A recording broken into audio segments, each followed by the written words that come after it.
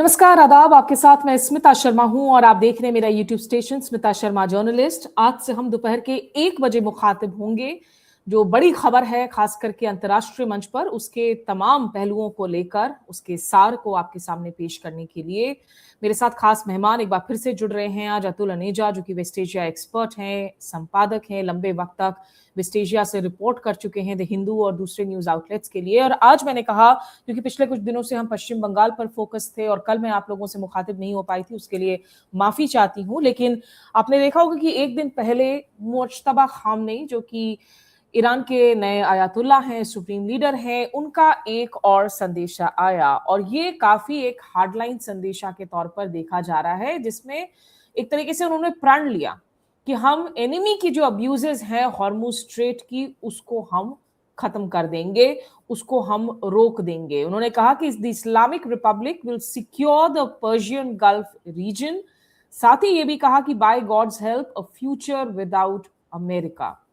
तो इन सब बयानों के बीच में एक तरफ जहां मुज्तबा खामनेई का भी हार्डलाइन बयान आ रहा है, दूसरी ओर डोनाल्ड ट्रंप के तो बयान हर रोज बदलते ही रहते हैं। ईरान युद्ध इस वक्त किस दिशा जा रहा है?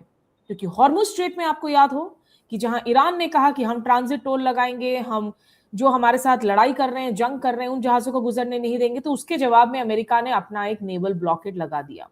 और दुनिया भर में अब ऊर्जा की मार भीषण रूप से देखने को मिल रही है। आज ही भारत में चुनाव के वोटिंग के खत्म होने के तुरंत बाद ही अब हम देख रहे हैं कि अब घरेलू सिलेंडर भी आपका 953 रुपए प्रति जो सिलेंडर है वो और महंगा हो चुका है।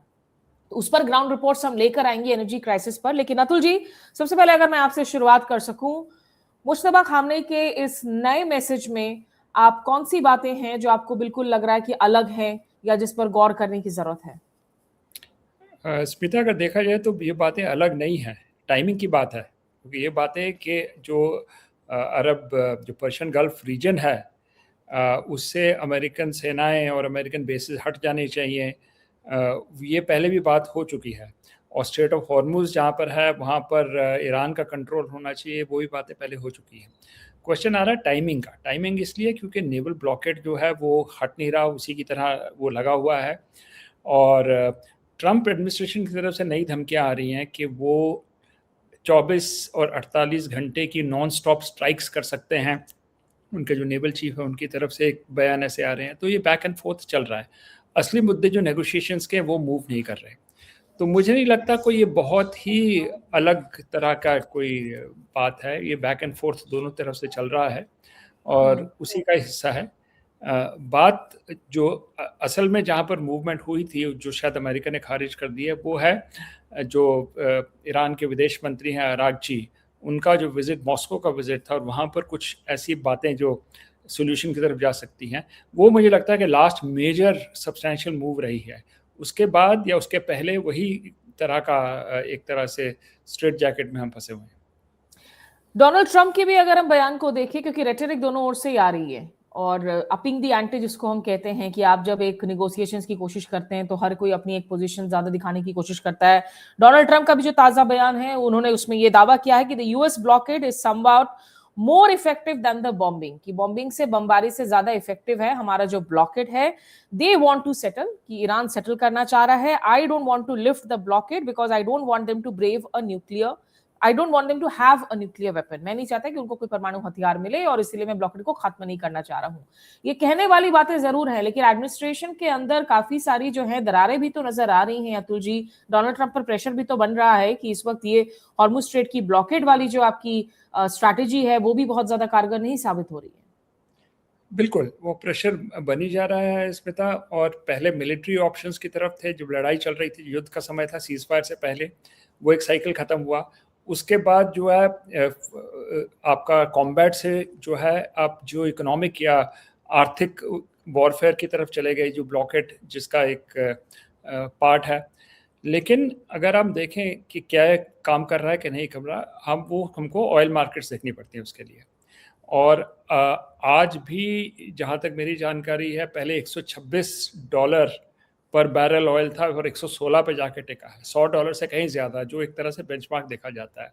तो इसका मतलब आपकी जो ये कोशिश थी कि इकोनॉमिक स्क्वीज़ लगाया जाए ईरान के ऊपर और उसके ऊपर ईरान झुकेगा, हॉर्मुज़ खोल देगा, ऑयल प्राइसेस डाउन चली जाएंगी, ये नहीं हो रहा। तो एक तरह से डेस्परेशन बिल्कुल नज़र आ रही है इसमें था अमेरिकन की तरफ से। दूसरी बात एक और हमने देखना है, हमें हमें गौर करने की ज़रूरत है, वो है यूरोपियन देशों के साथ, खास करके जर्मनी के जो बयान आ रहे हैं, जो दरारें हैं यूरोप और अमेरिका के बीच में वो बढ़ी जा रही हैं। तो एक तरह से किसी भी अगर फ्लैंक से देखा जाए अमेरिका के लिए कोई पॉजिटिव न्यूज़ नहीं है। और सबसे बड़ी बात होगी इसमें कि डोमेस्टिक ऑडियंस क्या कहेगी जब जो प्राइस, ये जो एक पर गैलन वहाँ पर ऑयल जैसे बेचते हैं, जब प्राइस उसकी $5 पर गैलन से ऊपर जाएगी, ऑलरेडी पहले $2 होती थी, 2 से 5 पे पहुंची, अगर 5 से ऊपर चली जाती है तो फिर अब पॉलिटिकली सेंसिटिव मैटर बहुत बड़ा बन जाता है अमेरिका के अंदर। तो ये इसी तरह से आपका जो सवाल था वो बिल्कुल दुरुस्त है कि इसकी डोमेस्टिक जो इम्प्लीकेशन है बहुत ज़रूरी है, हमें देखने की ज़रूरत है। और ये जो बयान आ रहे हैं एक तरह से वो जो डोमेस्टिक ऑपोजिशन बन रही है, ब्रू कर रही है, उसको डिफ्यूज करने की एक तरह से नाकाम कोशिश है। तो जहां तक हॉर्मुज स्ट्रेट का सवाल है, क्योंकि हम यहाँ पर देख रहे हैं कि हालांकि उनके नेटो एलाइज वगैरह ने उनकी साझा पुलिसिंग के ऑफर को जो है रिजेक्ट कर दिया, खारिज कर दिया, लेकिन वहीं यूके और फ्रांस के नेतृत्व में काफी मुल्क जो है एक साथ आ रहे हैं, 29-40 मुल्क बात मुलाकात कर रहे हैं। एक पहले दौर की मुलाकात में इनफैक्ट भारत की तरफ से हमारे विदेश सचिव विक्रम मिस्री भी ऑनलाइन मीटिंग में शामिल हुए थे। उसका निकल क्या रहा है? क्या विकल्प क्या है यहाँ दुनिया के पास में? क्या हॉर्मुज स्ट्रेट को पूरा बाईपास किया जा सकता है? क्या विकल्प हैं जो इस वक्त टेबल पर हैं जिस पर चर्चाएं जा रही है? स्मिता, हॉर्मुज स्ट्रेट को बाईपास नहीं कर सकते। जो वॉल्यूम्स निकल रही हैं हॉर्मुज स्ट्रेट से, 20% वर्ल्ड का जो है सप्लाई यहाँ से आ रही है, उसका सब्स्टिट्यूट कहाँ हो सकता है? तो इसलिए कोई विकल्प नहीं है, बात है उसको खोलने की। उसके ऊपर हम देख रहे हैं कि अगर यूरोपियंस इकट्ठा मिलकर अपनी बातचीत कर रहे हैं फ्रांस और यूके के लीडरशिप के अंडर, तो इसका मतलब ये हुआ कि अमेरिका और जो यूरोप के बीच में दरार है वो कंप्लीट है। एक तरह से दीवार खड़ी हो गई है दोनों के बीच में और यूरोप अपना रास्ता देखने की कोशिश कर रहा है। लेकिन अगर हम सैन्य क्षमता ही देखें यूरोप की, तो इतनी क्षमता नहीं है कि वो मिलिटरीली स्ट्रेट ऑफ हॉर्मुज को खोल दें। इसलिए वहाँ भी एक तरह का कोई आगे फॉरवर्ड मूवमेंट है नहीं। और विकल्प क्या है? इन द एंड हम वही देखते हैं, मिलिट्री ऑप्शन आपके पास नहीं आ रहा, इकोनॉमिक ऑप्शन नहीं आ रहा, तो ऑप्शन सिर्फ डिप्लोमेसी है। और जिसमें वो जो प्रपोजल्स गई हैं यूएस की तरफ से आई हैं और जो 10 या 15 पॉइंट की जो ईरान की तरफ चाहिए, तो ये ही एक फ्रेमवर्क है। और उसके अंदर भी एक केंद्र बिंदु है, वो है न्यूक्लियर। और वो भी 450 केजीज का जो भंडार, जो एनरिच यूरेनियम का सामान ईरान के पास है, उसका क्या करना है। बात वहाँ अगर उसका सोल्यूशन निकलता है तब बात आगे बढ़ती है, फिर आप रेजोल्यूशन की तरफ जा सकते हो। बाकी तो शेपिंग द माइंडसेट्स, बैटलफील्ड, ये सारा साइकोलॉजिकल वॉरफेयर, ये सब चल रही है। लेकिन फ्रैंकली उसके कोई मायने नहीं है, क्योंकि मार्केट्स ने भी फैक्टर कर लिया है। पहले होता था कि जब कोई बड़ा बयान आता था यूएस वगैरह से, तो मार्केट्स जो है उसको बिल्कुल रिफ्लेक्ट करते थे, ऑयल प्राइसेस डाउन हो जाती थी। इस बार ये जो कहा गया है कि हम 24 घंटे और या 48 आवर्स तक बमबारी करते रहेंगे, हमारे पास कोई खास वेपन्स आ गए हैं, मार्केट्स में असर नहीं पड़ा। तो ये आपके कार्ड्स, पत्ते आपके पास अब है नहीं, सिवाय बातचीत के कोई पत्ते हैं नहीं। और उसके ऊपर जो है, इसीलिए मैंने शुरू में कहा था, वो अराक्ची वाला जो विजिट था, पहले पाकिस्तान फिर मस्कट और उसके बाद रूस, वो एक इम्पॉर्टेंट मूव थी, क्योंकि उसमें एक रेजोल्यूशन की तरफ एक प्रपोजल छुपी हुई थी जिसको अमेरिका ने रिजेक्ट कर दिया। इसलिए हम फंसे हुए हैं, फिर उसी फ्रेमवर्क में फंसे हुए हैं जहाँ पर सोल्यूशन नजर नहीं आ रही। और ओमान इसलिए भी इंपॉर्टेंट हो जाता है, दर्शकों को याद दिला दे, क्योंकि आप जब देखते हैं जॉइंट ऑपरेशंस की हम बात करते हैं, हॉर्मुज की एक फ्रंटलाइन कोस्टल स्टेट के तौर पर, और ईरान ने भी शुरू में यही कहा था कि हम जब ट्रांजिट टोल अगर हम कलेक्ट करेंगे, जो रेपरेशंस होंगी हमारी जितनी भी डैमेजेस हुई हैं अभी तक की, करोड़ों अरबों डॉलर की, और उसमें जो है ओमान भी हमारे साथ जो है इससे जॉइंटली जो है इस टोल को मैनेज करेगा। एक बार डोनाल्ड ट्रंप का ताजा बयान सुना देते हैं हम, क्योंकि उन्होंने अब क्या कहा है ईरान के परमाणु कार्यक्रम को लेकर, और फिर वापस से इस बातचीत पर लौटते हैं। This is not what I bargained for. This is no good. Anyway, so and now, you know, Venezuela was amazing, but now we're doing essentially, it's larger, but we're doing essentially the same thing in Iran. Can't let Iran have a nuclear weapon, and their economy is crashing. The blockade is incredible. The power of the blockade is incredible. They're not getting any money from oil, and hopefully it can be worked out very soon. Yeah. Iran is proving to be very. तो एक बार फिर से उन्होंने दावा किया है कि Iran की इकोनॉमी जो है इट इज क्रशिंग, उनको कोई पैसा नहीं मिल रहा है तेल का। ईरान के अंदर के हालात को लेकर इस वक्त क्या खबरें हैं अतुल जी? देखिए स्मिता, के ईरान के अंदर जो है ऐसी कोई डेस्परेट स्थिति नहीं है, क्योंकि एक तो आप देखें जैसे खाद्य सामग्री होती है, ईरान को बाहर से ज़रूरत नहीं है फूड सिक्योरिटी के लिए, क्योंकि ईरान कोई ऐसा देश नहीं है जहाँ पर अपनी एग्रीकल्चर नहीं है सॉलिड एग्रीकल्चर है, तो इसलिए फूड सप्लाई की प्रॉब्लम वहाँ होगी नहीं। बाकी एक दूसरी तरफ से जो जा रहा है वो है चाइना को पेट्रो युआन में जो जा रहा है ऑयल एंड गैस, खासकर ऑयल, तो आपकी चाइना लाइफलाइन बनी हुई है। और अब तीसरी बात जो है इंटरेस्टिंग, कि आपके पास लैंड कॉरिडोर्स के ऊपर भी एक ऑल्टरनेटिव्स बन रहे हैं, कुछ बने हुए हैं, कुछ बन रहे हैं। वो लैंड कॉरिडोर्स ये है कि आपके पास एक तो आता है जिसको कहते हैं मिडिल कॉरिडोर, जो सेंट्रल एशिया से जुड़ा हुआ और चाइना की तरफ जाता है। मतलब आप ईरान के नॉर्थ पे जाते हैं, आप तुर्कमेनिस्तान में एंटर करते हैं और वहाँ से ईस्ट जाएंगे तो चाइना की तरफ चले जाएंगे। वो कॉरिडोर कायम है, रोड्स बनी हुई हैं, थोड़ी रेलवे भी है, लेकिन वो एक लाइफलाइन आपकी एक वहाँ से है। दूसरी एक इंटरेस्टिंग बात आ रही है जो पाकिस्तान से जो ऑफर आ रहा है कि 3 पोर्ट्स, ग्वादर, पोर्ट कासम और कराची, इन तीनों का के साथ जो कॉरिडोर्स हैं, 6 कॉरिडोर्स उन्होंने नेम किए हैं, लेकिन वो उसके पिवट से 3 है और ईरान उनको एक्सेस कर सकता है। तो इन कॉरिडोर्स को कैसे एक्सेस कर सकते हो? बाय रोड कर सकते हो अभी। तो इसलिए अब ये 2 कॉरिडोर्स आपके पास लैंड कॉरिडोर्स हैं, दोनों चीन की तरफ जा रहे हैं। लेकिन इसमें मुझे वो जो पाकिस्तान एक ऑफर है उस पर थोड़ा मुझे संदेह है, क्योंकि अमेरिकन की तरफ से प्रेशर बहुत आएगा पाकिस्तान के ऊपर, लेकिन इसको एक तरह से पूरी तरह से अमल ना किया जाए। लेकिन दूसरा जो मिडिल कॉरिडोर है जो सेंट्रल एशिया से है, उसके ऊपर ऐसा कोई दबाव है नहीं, क्योंकि वो जो सेंट्रल एशिया की कंट्रीज हैं, ट्रांजिट कंट्रीज बनेगी, यानी कि तुर्कमेनिस्तान, कजाकिस्तान, उज्बेकिस्तान, तो वहाँ पर अमेरिकन दबाव चलने वाला नहीं है। तो इसलिए मुझे लगता है कि वो मोटी बात यह है कि ईरान ने अपने लिए 2021 से ये ऑल्टरनेटिव्स क्रिएट करने शुरू कर दिए थे। 2021 में एक 25 साल की कॉम्प्रिहेंसिव एग्रीमेंट साइन हुई थी चाइना के साथ, जिसमें ये सारे पहलू उसमें उसका पार्ट थे। तो इसलिए ये प्लान बी ईरान के पास है। आपका जो सवाल था कि क्या इकोनॉमिक स्क्वीज इसको इतना हर्ट करेगा कि ईरान जो है दबाव में आके कोई कॉम्प्रोमाइज कर देगा, मुझे लगता है कि लाइफलाइन है ईरान के पास। अगर हॉर्मुज बंद है, अगर पहली बात तो पूरी तरह से बंद नहीं है, लेकिन अगर हम एज्यूम करें कि पूरी तरह से ब्लॉकेटेड भी है, तो जो यूरेशियन कॉरिडोर्स हैं वो खुले हैं ईरान के लिए। भले ही उतनी तादाद में आप अपनी जो ट्रेड है वो नहीं कर पाओगे क्योंकि इंफ्रास्ट्रक्चर उतना डेवलप नहीं है, लेकिन आप अपने आप को सर्वाइवल मोड से तो ऊपर ला सकते हैं। इसलिए मुझे लगता है कि लॉन्ग टर्म में भी, आपको मैं थोड़ी सा एक उदाहरण और देता हूँ।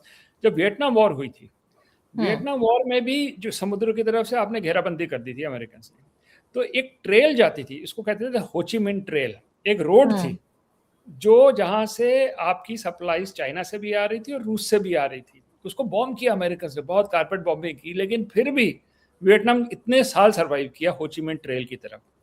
उसी तरह का ईरान की जो है होचिमिन ट्रेल प्लस, जो बहुत बड़ी है, वो तो बहुत छोटी सी बात एक तरह से कॉरिडोर्स थे, अब बड़े कॉरिडोर्स हैं, तो वो ऑलरेडी क्रिएटेड है।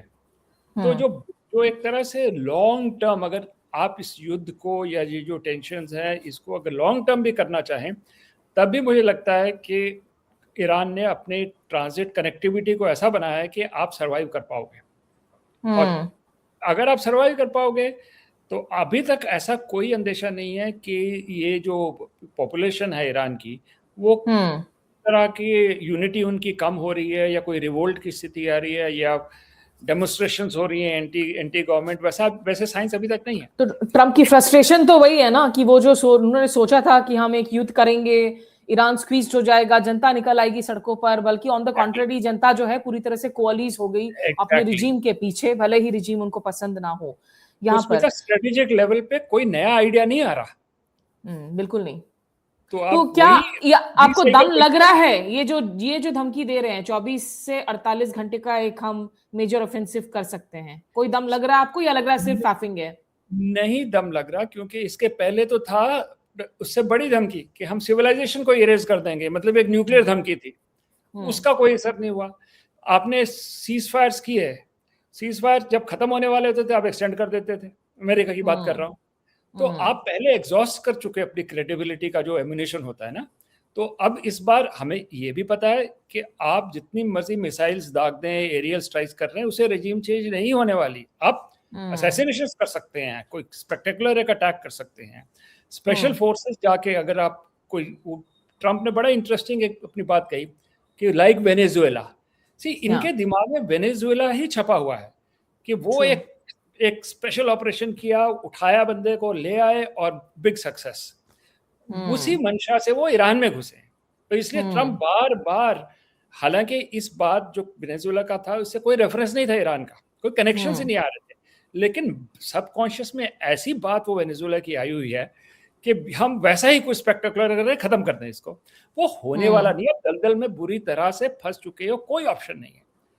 सिर्फ कब आप बातचीत पे आओगे ये है, it is not whether but when will you come for your negotiations. और उस वही खेल अभी चल रहा है, धमकियां एंड में आपको नेगोशिएशंस में वो 450 kgs का क्या करना है। ईरान कह रहा है कि हम उसको रूस को दे सकते हैं। ये अरागची का जो विजिट हुआ था मॉस्को में, Moscow is agreeable to that. और उसको जो है इंटरनेशनल एटॉमिक एनर्जी एजेंसी, जो न्यूक्लियर वॉचडॉग है, उसके अंडर रखा जाएगा निगरानी में, ताकि वो डाइवर्ट ना हो किसी वेपन्स प्रोग्राम में। उनकी निगरानी में उसको डाइल्यूट किया जाएगा 60% से 3 और 6% के बीच में। उसको फिर बुशहर का जो प्लांट है जो रूसी चला रहे हैं, उसमें न्यूक्लियर फ्यूल पावर जनरेशन के लिए इस्तेमाल किया जाएगा। ये पूरी प्लान है पुतिन की। ये एक्सेप्ट कर सकते हैं बिकॉज इनकी प्रॉब्लम जो अमेरिकन की यही थी या इसराइलीज की कि वो 450 kg 60% से आप बॉम्ब ग्रेड उसको कर देंगे। अरे वो पूरा आपका मसला ही हल हो जाता है। बॉम्ब नहीं बना रहा ईरान, और उसको इंश्योर करने के लिए जो मटेरियल था वो भी जो है कंट्री से बाहर, और इंटरनेशनल एटॉमिक एनर्जी एजेंसी की निगरानी में, जिसमें आप बैठे हो, आप खुद देख पाओगे। तो इसलिए अगर आप उसको डिफ्यूज करना चाहे तो फ्रैंकली अरागची की जो वो शटल डिप्लोमेसी थी उसमें एक सॉल्यूशन छिपा हुआ है जी। बात उसी के ऊपर आएगी अब फाइनली। और आईएईए के साथ जो है आखिर हामी तो भरी ही थी इन्होंने, जब इन्होंने जेसीपीओए को हस्ताक्षर किया था 2015 में।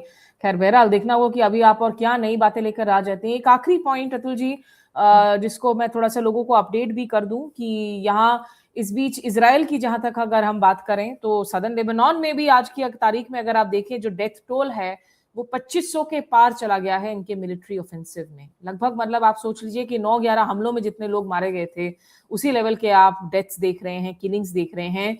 और पिछले 24 घंटे में ही अकेले जो है वहां पर कोर्टनी बोनो जो कि वॉर कॉरेस्पॉन्डेंट है वो कह रही कि कम से कम 28 लोगों की जान चली जा चुकी है पिछले 24 घंटे में अकेले। इस बीच इसराइल ने एक बार फिर से जो 8 फ्लोटिलाज होते हैं, ग्लोबल सुमूद फ्लोटिला, एक और ऐसे फ्लोटिला को उन्होंने जब्त कर लिया है जिसमें 175 से ज्यादा जो हैं पीस एक्टिविस्ट थे जो सहायता लेकर गाजा जाने की कोशिश कर रहे थे। और कहीं ना कहीं हम जब तेहरान की बात करते हैं तो बिना गाजा और फिलिस्तीन की बात किए आप उस संदर्भ को नहीं समझ पाएंगे, ना ही समझ पाएंगे। तो डॉक्टर्स विदाउट बॉर्डर्स ने भी जो है उन्होंने भी डिनाउंस किया है। हमने देखा है बहुत सारे ऐसे मुल्क हैं, पाकिस्तान, यूएई, जिन्होंने साथ मिलकर बाकायदा जो है joint statement, Pakistan, Bangladesh, Brazil, Colombia, Jordan, Libya, Malaysia, Maldives, South Africa, Spain और तुर्की, इन लोगों ने साथ मिलकर, इनके विदेश मंत्रियों ने एक साझा बयान भी जारी किया है जो ग्लोबल सुमूद फ्लोटिला पर अटैक हुआ है 30 अप्रैल को। और नेतन्याहू ने तो बाकायदा जो है वाहवाही लूटते हुए कहा है कि हम इसको ग्रीस के बीच में हम लोगों को भेज रहे हैं। जोरान ममदानी जो कि न्यूयॉर्क सिटी के मेयर हैं, उन्होंने भी ट्वीट करके लिखा है, I've been briefed on this horrific situation involving a dispute that led to an explosion and fire in जोरान ममदानी ने ये कहा है कि ये जो आपकी फ्लोटिला को आपने जब्त किया है, ये बिल्कुल गलत है और इनको आपको छोड़ने की जरूरत है। सवाल ये उठता है अतुल जी कि अभी डोनाल्ड ट्रंप के पास अगर कार्ड्स नहीं है, नेतन्याहू की फ्रस्ट्रेशन इस वक्त कहां है, किस स्थिति पर है? क्या उनके पास कोई कार्ड्स है कि वापस से डोनाल्ड ट्रंप को इस युद्ध को और खींचने के लिए मजबूर कर सकें? देखिए, वो ट्रैक जो है, इजराइल का जो इन्फ्लुएंस है अमेरिका के ऊपर, खासकर ट्रंप के ऊपर, वो बहुत ज़्यादा है। वो क्यों है, हम पहले बात कर चुके हैं। क्या ऐसा कौन से राज हैं इजराइल के पास, जिससे वो एक तरह से जो अमेरिकन नेशनल इंटरेस्ट जो है वो अपना छोड़ के जो है इजराइल के इंटरेस्ट को उस वक्त प्रोटेक्ट कर रहे हैं। वो एक लिवरेज है इजराइल की। दूसरी बात आपने जो की, वो ह्यूमन राइट्स के बियॉन्ड है। मैं नहीं इसको मानता कि गाजा की स्थिति है, अटैक्स हो रहे हैं, लेकिन लेबनान में जो एरिया है वो गाजा से कहीं ज़्यादा है। जो रिटेलिएशन कैपेसिटी हिजबुल्लाह की है वो कहीं ज़्यादा से है। स्ट्रेटेजिक तौर से वो एक तरह से वो मटीरियली चेंज नहीं हो रही है स्थिति लेबनान में, क्योंकि लेबनान भी एक बड़ा देश है। अगर आप सीरियन बॉर्डर से उसको जाए, मैंने वो ट्रैवल किया है सारा एरिया, ज़ाहले और बेक्का वैली वगैरह, एग्रीकल्चर एरिया है वो, तो वहाँ तक बहुत बड़ा एरिया है। तो ये गाजा नहीं होगा यहाँ पर। गाजा के एक तरह से जिस तरह से बमबारी हो रही है, आप कह सकते हैं कि गाजा टाइप, बट गाजा में रिटेलिएशन हमास कर ही नहीं पाएगा क्योंकि एरिया इतना छोटा सा था। लेकिन स्ट्रेटेजिकली ये स्थिति बिल्कुल अलग है। लेबनान छोड़ो, हिजबुल्लाह, लेबनान की गवर्नमेंट कुछ और है, वो तो इजराइल के साथ सांठ काट कर रही है, लेकिन हिजबुल्लाह को आप डिमोलिश नहीं कर सकते। वो एक फ्रंट इनका खुला ही रहेगा। एट सम पॉइंट वो भी इजराइल को भी आना पड़ेगा बातचीत करने के लिए, क्योंकि वो जो कह रहे हैं ना कि डिफीट कर लेंगे, लिटानी रिवर के आगे तक सारा कब्जा कर लेंगे, वो होने वाला नहीं है, क्योंकि क्षमता है हिजबुल्लाह के अंदर फाइट करने की। तो इसीलिए मुझे लगता है कि इजराइल इस समझौते को डिले कर सकता है बिल्कुल, लेकिन खारिज नहीं कर सकता एट सम पॉइंट इजराइल भी। लेकिन प्रॉब्लम यह है स्मिता कि कितनी देर तक फिर खींच सकते हैं इसको, मतलब खींचेगा ये, वो प्रॉब्लम है। और उसमें फिर कितने लोग मरेंगे, वो फिर ह्यूमन राइट्स डायमेंशन आप जो कह रहे हैं वो आ जाती है। लेकिन आप, दिस इज इनएविटेबल कि आपको फाइनली एक कॉम्प्रोमाइज करना ही पड़ेगा, और वो कॉम्प्रोमाइज बाद में आके वही होगा, न्यूक्लियर फ्यूल, मिसाइल्स, उसका क्या होगा, और उसकी एक्चुअली सोल्यूशन भी निकल आई है। So we will see. लेकिन इमीडिएट कुछ नहीं हो रहा, सिर्फ धमकियां, रेटोरिक और ब्लडशेड। और जो सबसे हेल्पलेस संगठन इस वक्त है वो संयुक्त राष्ट्र नजर आता है, जहां उनके सेक्रेटरी जनरल एंटोनियो ग्यूटेरेस ने 3 सिनेरियोस ट्वीट किए हैं कि अगर रेस्ट्रिक्शंस आज लिफ्ट हो जाते हैं स्ट्रेट ऑफ हॉर्मुज से, सप्लाई चेन्स को रिकवर करने में फिर भी जो है कई महीने लगेंगे। ग्लोबल इकोनॉमिक ग्रोथ रेट 3.4% से 3.1% हो जाएगा। एक उन्होंने कहा कि disruption drags through mid year तक क्या सिनेरियो होता है, और एक कहते हैं कि severe disruptions persist through the end of the year, inflation skyrockets past 6%, growth plummets to 2%। तो ये जो तमाम बातें हैं वो की जा रही हैं। Is the worst over right now Atul ji? I think so, the worst is over, क्योंकि मिलिट्री सोल्यूशन देख लिया गया कि वो है नहीं। So we moved into economic domain, which is blockade, and then we moved into the diplomatic avenue. So worst is over. Now is कब उसको finally clinch होगा ये diplomatic this thing. दूसरी बात जो ये UN कह रही है, UN is toothless, वो कुछ नहीं कर सकता बयानबाजी के अलावा, ना ये ह्यूमन राइट्स ग्रुप्स और NGOs कुछ कर पाएंगे, nothing. मेन प्लेयर्स यहाँ पर हैं, ईरान है और उसके साथ चाइना है, रूस है, हिजबुल्लाह है, these are the real people. अब ये कैसे finally how they bring it out a solution, इन पे डिपेंड करते हैं। बाकी is noise, you have to cut through that other noise. ठीक है, चलिए अभी के लिए बस इतना ही। मैंने कहा कि क्योंकि पिछले 24 से 36 घंटे की जो तमाम अपडेट्स थी वो मैं आप लोगों तक नहीं पहुंचा सकी थी, और एक बार फिर से उसके लिए माफी मांगती हूँ। और पश्चिम बंगाल में भी जो घमासान मचा हुआ है उस पर भी हमारी नजर बनी हुई है, लेकिन जो ऊर्जा क्राइसिस दुनिया के सामने, जो काले बादल हैं, भारत में अब जो है पेट्रोल डीजल की कीमतें बढ़ाई जाएंगी, गैस सिलेंडर्स की कीमतें बढ़ाई जा रही हैं। अभी तक तो 5 राज्यों में चुनाव हो रहे थे बोलकर अभी तक हमने उस पर सीलिंग देखा था, लेकिन अब जो है वो भी खत्म हो चुका है। तो ब्रेस अप, कम से कम बहुत इकोनॉमिक पिंचिंग के लिए, लेकिन हम यही उम्मीद करते हैं कि at least the worst is over as far as जो सैन्य operations in Iran are concern, जैसा अतुल जी कह रहे हैं। फिलहाल अतुल जी आपका बहुत बहुत शुक्रिया हमारे साथ जुड़ने के लिए, और जो दर्शक भी हमारे साथ जुड़े आपका शुक्रिया। और अपना बेल आइकन नोटिफिकेशन जरूर प्रेस कीजिएगा तमाम कंटेंट अलर्ट के लिए। अभी के लिए मेरे साथ बस इतना ही। नमस्कार, आदाब।